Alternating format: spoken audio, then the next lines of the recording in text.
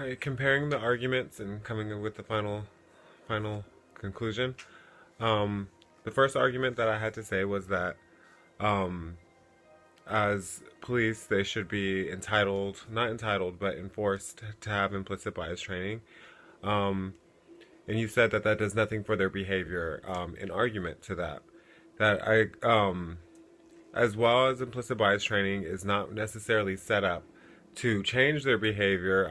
It helps them to become aware of that behavior. Not only does it let them be aware of their behavior, but it also creates a culture that says that it is not okay. Um, and also, these alternative means of implicit bias training is very important in a different way of evolving these kind of bias training courses to alter and better serve the communities that they're working in a more effective way. Um, the number two argument was that it there is no research or evidence basically to say that it is positive or negative. So that being said, if you have no research to say that it's positive, therefore there is no research to say that it is negative. So therefore, if it's stuck in the middle, it seems like an okay way of ensuring and making sure those bases are still covered. Even though it doesn't sway either way, it's still something I think anyone would say, yes, I think we should have that.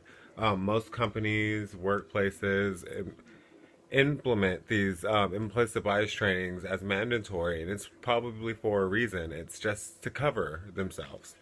Um, I think it goes back to that culture and building that culture at the same time.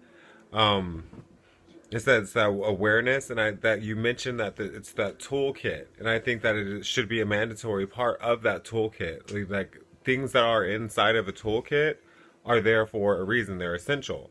And I believe that implicit bias training is that essential way of doing that. Whether research shows that it's positive or negative, until that research comes in, it will be a mandatory part of that toolkit. The last thing is that involving the community and changing the mandate. I currently do not agree with your counter plan. It holds the community accountable for what the police vowed to keep and maintain. Those are the police's standards. It's their responsibility, and they're there for that community. So they need to be working for that community. So I do not necessarily believe in that.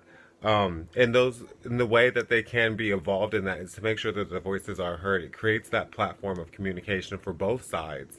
So I think the plan is okay on terms of connecting those communities together and bridging those gaps.